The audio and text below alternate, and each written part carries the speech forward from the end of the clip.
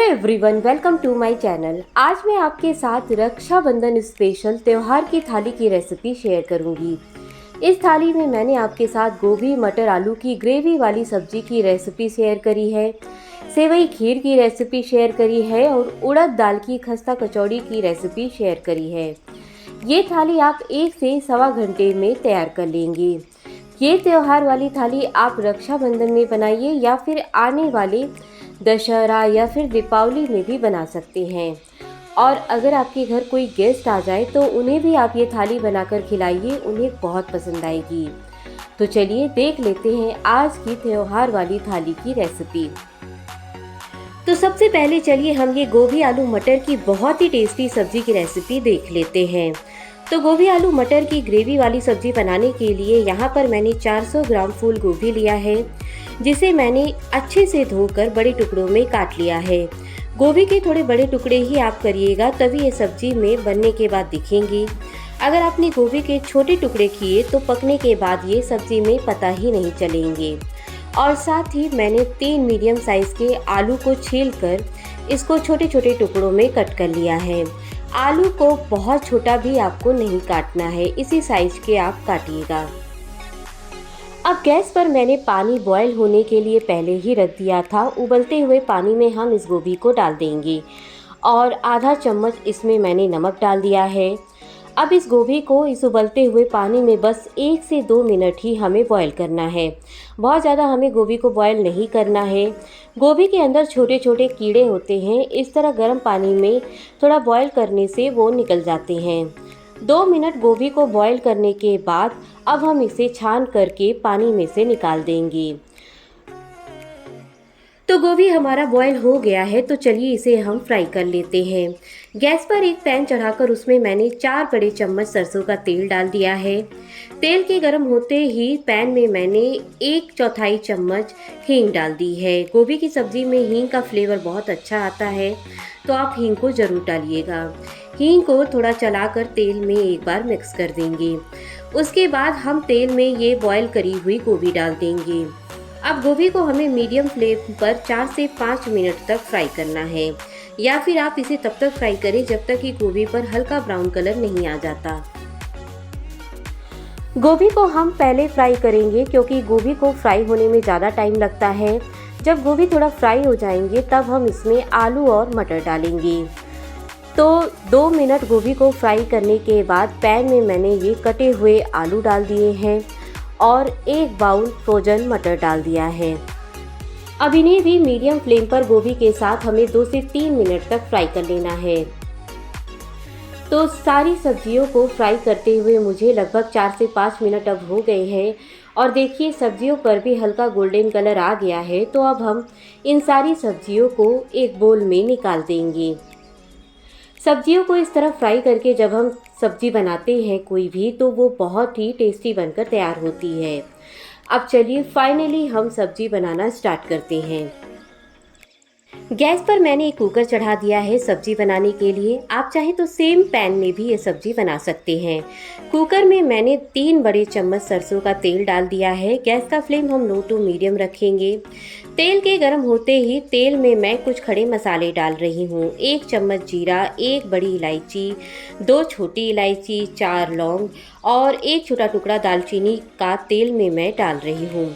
आप इन खड़े मसालों को इस सब्जी में ज़रूर से डालिएगा, इनका फ्लेवर सब्जी का टेस्ट बहुत बढ़ा देता है।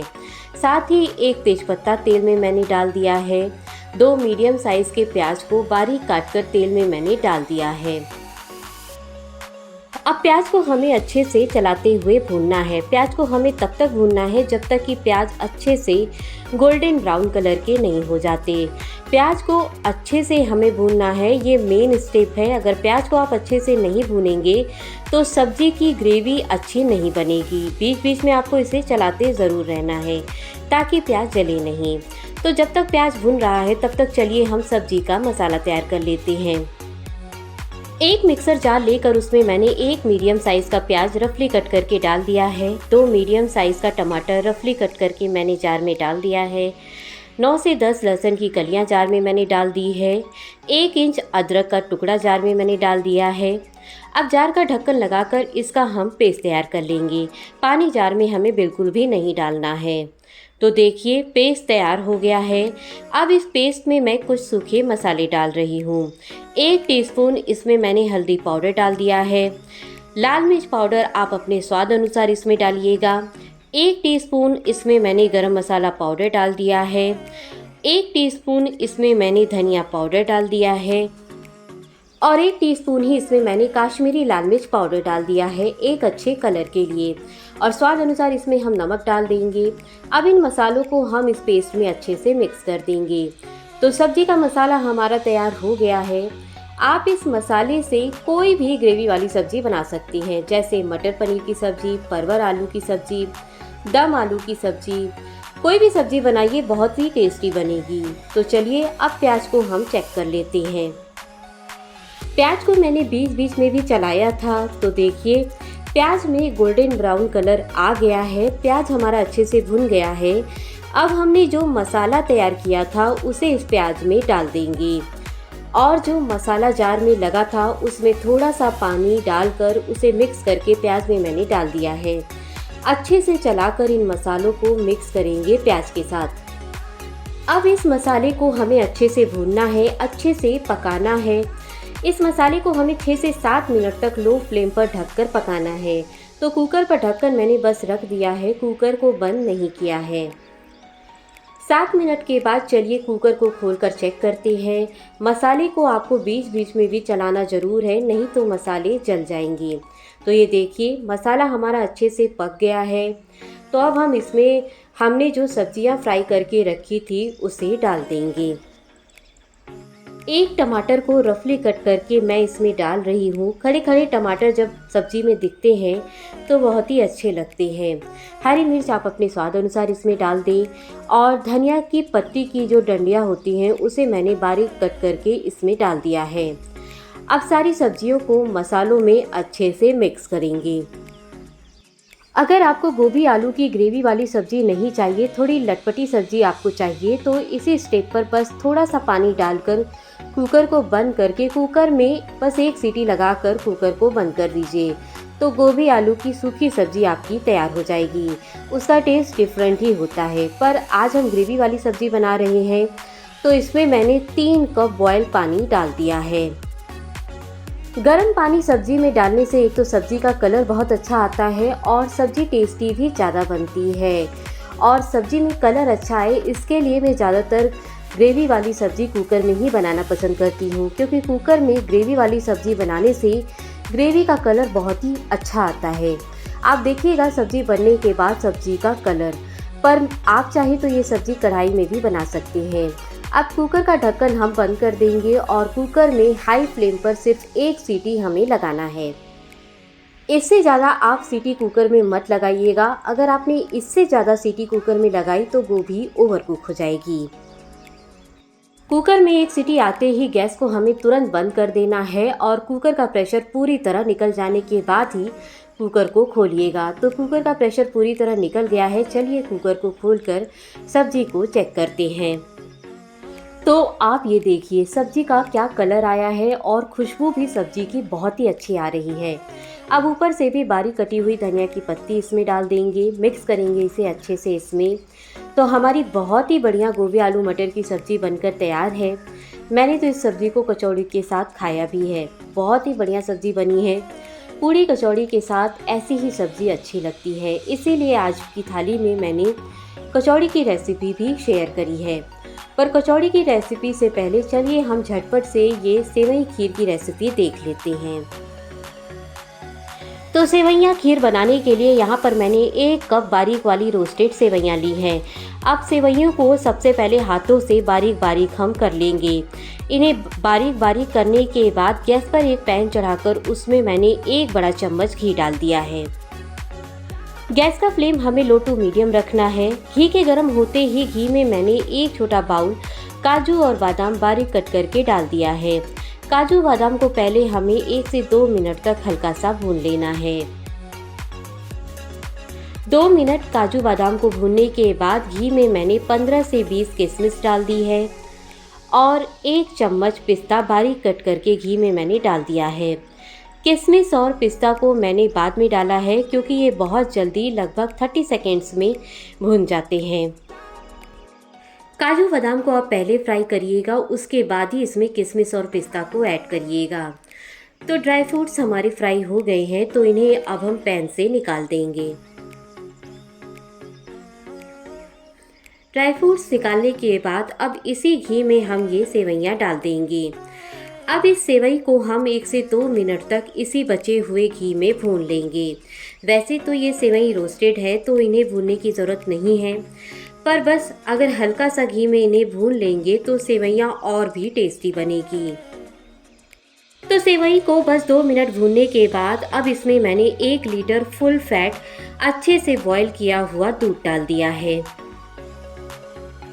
1 कप सेवई में आप 1 लीटर दूध डालिए, एकदम परफेक्ट कंसिस्टेंसी की सेवई आपकी बनेगी और फुल फैट दूध में ही आप ये सेवई बनाइएगा। दूध और सेवई को अच्छे से मिक्स करने के बाद इसमें मैंने 10 से 12 केसर के ढाके डाल दिए हैं। ऑप्शनल है, अगर हो तो ज़रूर से डालिएगा। इसे डालने से सेवई का कलर बहुत अच्छा आता है। साथ ही जो हमने ड्राई फ्रूट्स फ्राई करके रखे थे उसे भी इसमें इसी समय पर डाल देंगे।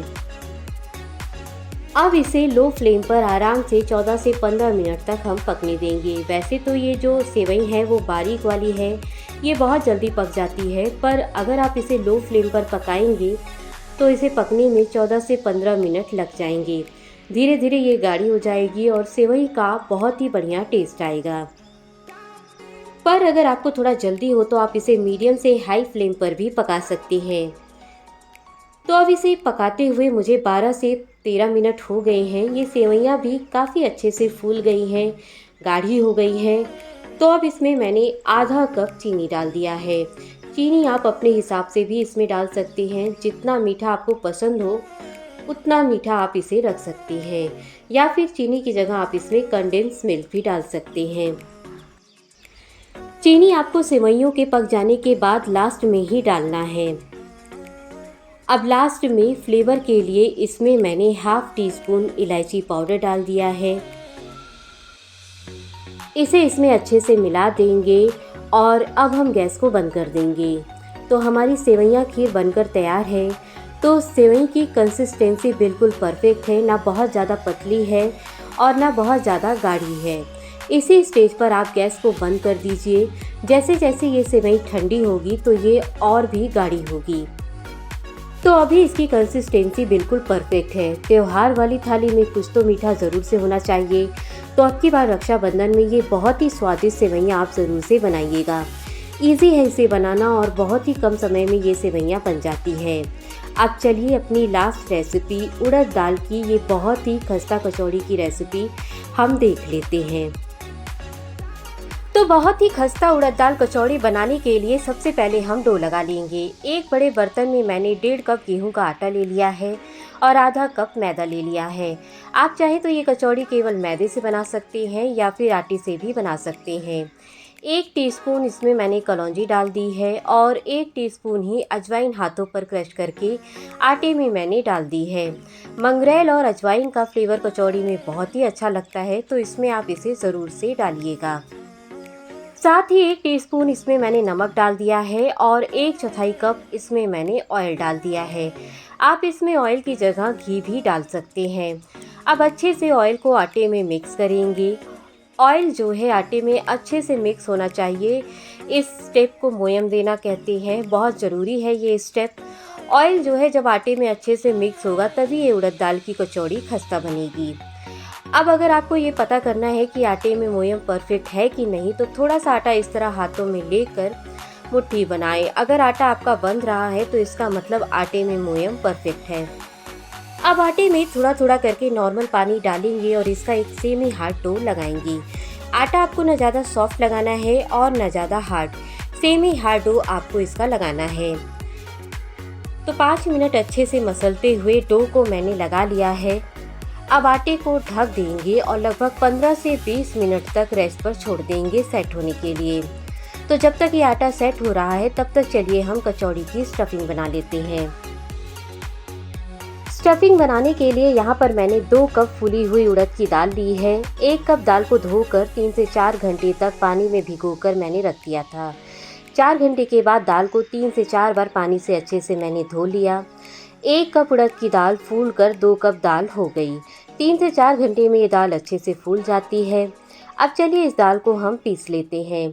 एक मिक्सर का जार लेकर उसमें हम ये सारी दाल डाल देंगे।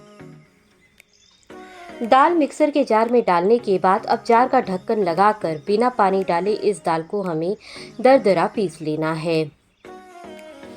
तो दाल हमारी पिस गई है। ऐसी ही दरदरी दाल आपको पीसनी है, इसका फाइन पेस्ट आपको नहीं बनाना है। अगर दाल आपकी नहीं पीसे तो आप दाल में 2 से 3 चम्मच पानी डाल सकते हैं। अब गैस पर एक पैन चढ़ाकर उसमें मैंने 2 बड़े चम्मच ऑयल डाल दिए हैं। गैस का फ्लेम आपको लो टू मीडियम रखना है। ऑयल के गर्म होते ही पैन में मैंने 1 टीस्पून हींग डाल दी है और डाल देंगे पैन में ये दाल जो हमने अभी पीसी थी। अब दाल को हमें लो टू मीडियम फ्लेम पर लगातार चलाते हुए भूनना है लगभग 3 से 4 मिनट तक। दाल को हमें तब तक भूनना है जब तक कि दाल ड्राई ना हो जाए और दाल का कच्चापन ना चला जाए। दाल को आप अगर अच्छे से भुनेंगे तो कचौड़ियों की सेल्फ लाइफ बढ़ेगी। ये कचौड़ियाँ 1 सप्ताह तक बिल्कुल भी खराब नहीं होगी। और अगर आप दाल को अच्छे से नहीं भुनेंगे तो कचौड़ियाँ जल्दी खराब हो जाएंगी। तो दाल को भूनते हुए मुझे अब 4 से 5 मिनट हो गए हैं और आप देखिए बिल्कुल दाल ड्राई हो गई है, गीली गीली बिल्कुल नहीं लग रही है। तो अब इसमें हम कुछ पाउडर मसाले डालेंगे। 1 टीस्पून इसमें मैंने धनिया पाउडर डाल दिया है। लाल मिर्च पाउडर आप अपने स्वाद अनुसार इसमें डालें। 1 टीस्पून ही इसमें मैंने भुना जीरा पाउडर डाल दिया है। हरी मिर्च आप अपने स्वाद अनुसार इसमें डालें और थोड़ी सी बारीक कटी हुई धनिया की पत्ती इसमें मैंने डाल दी है। अब सभी चीज़ों को इसमें अच्छे से मिक्स करेंगे। तो आज जो रेसिपी मैं आपके साथ शेयर कर रही हूँ ये मेरी मम्मी की रेसिपी है। वो इसी तरह से उड़द दाल की कचौड़ी बनाती थी और उन्हें ये कचौड़ी पसंद भी बहुत थी। तो कचौड़ी की स्टफिंग हमारी तैयार हो गई है। दाल में से बहुत ही अच्छी खुशबू आ रही है। बहुत ही अच्छी स्टफिंग कचौड़ी की बनकर तैयार हुई है। अब हम गैस को बंद कर देंगे और इस दाल को एक बोल में हम ट्रांसफ़र कर देंगे। अभी हम इसे थोड़ा ठंडा होने देंगे। जैसे ही ये दाल थोड़ी ठंडी हो जाएगी तो दाल को इस तरह हाथों से मस लेंगे ताकि दाल में जो गुठलियाँ बन गई हैं वो ख़त्म हो जाए, ताकि जब हम इस स्टफिंग को आटे में भरें तो कचौड़ियाँ फटे नहीं। तो स्टफिंग अब हमारी तैयार हो गई है कचौड़ी बनाने के लिए और इधर अब हमारा डो भी अच्छे से सेट हो गया है। डो को थोड़ा मसल लेंगे ताकि डो अच्छा स्मूथ हो जाए। अब इस डो से हम लोई बनाएंगे। जिस भी साइज की आपको कचौड़ी बनानी हो उस साइज की आप लोई बनाइएगा। अब इस लोई को हम कटोरी का शेप देंगे। इसे कटोरी का शेप देने के बाद अब इसके बीच में 1.5 से 2 चम्मच स्टफिंग डालेंगे। अब आटे को चारों तरफ से उठाएंगे और इसे बंद कर देंगे और इसे हाथों से इस तरह से दबाएंगे। अब चलिए हम कचौड़ी को रोल कर लेते हैं। हल्का सा आटा लगाकर मैं इसे रोल कर रही हूँ। आप चाहें तो थोड़ा सा ऑयल लगा करके भी इसे रोल कर सकते हैं। इस कचौड़ी को थोड़ा मोटा ही रोल किया जाता है, ज़्यादा पतला इस कचौड़ी को रोल नहीं करना है। पूड़ी के बराबर ही इसे आप रोल करिएगा। तो ये देखिए एक कचौड़ी हमारी रोल हो गई है और आप कचौड़ी की थिकनेस देख सकते हैं। बस इसी तरह से मैंने इतनी कचौड़ी रोल करके रख ली है। अब चलिए हम कचौड़ियों को फ्राई कर लेते हैं। तो इस कचौड़ी को हम डीप फ्राई करेंगे। कचौड़ी को हमें मीडियम फ्लेम पर उलटते पलटते हुए फ्राई कर लेना है। कचौड़ी को आप तेज़ आंच पर मत फ्राई करिएगा। अगर आपने कचौड़ी को तेज़ आंच पर फ्राई किया तो ऊपर से तो ये बहुत जल्दी ब्राउन हो जाएगी पर अंदर से कच्ची रह जाएगी। और अगर आपने कचौड़ी को मीडियम फ्लेम पर फ्राई किया तो कचौड़ी अच्छी खस्ता बनेगी जो कि खाने में बहुत ही टेस्टी लगती है। तो एक कचौड़ी हमारी फ्राई हो गई है और इसी तरह से इतनी कचौड़ियाँ मैंने फ्राई करके रख ली हैं। कचौड़ी को मैं आपको पास से दिखाती हूँ। बहुत ही खस्ता कचौड़ी बनकर तैयार हुई है। और एक कचौड़ी मैं आपको तोड़कर कचौड़ी के अंदर की स्टफिंग दिखाती हूँ। ये देखिए, बहुत ही टेस्टी लग रही है इस स्टफिंग की वजह से कचौड़ियाँ। अब चलिए हम अपनी त्योहार की थाली तैयार कर लेते हैं। तो सबसे पहले हम प्लेट में ये सेवई डालेंगे जो कि बहुत ही टेस्टी बनी है। इसके बाद हम थाली में डालेंगे ये बहुत ही टेस्टी गोभी आलू मटर की ग्रेवी वाली सब्जी और रख देंगे थाली में हमारी ये खस्ता कचौड़ियाँ। इसके साथ ही हम सर्व करेंगे सैलेड, चिप्स या पापड़ और रायता। तो हमारी बहुत ही यम्मी टेस्टी त्योहार की थाली बनकर तैयार है। मैंने बहुत ही इजी तरीके से इस त्योहार की थाली को बनाने का तरीका आपके साथ शेयर किया है। तो आप भी इस थाली को एक बार ज़रूर से बनाइएगा। मैं आपसे जल्दी मिलूँगी एक नई रेसिपी के साथ। Thanks for watching.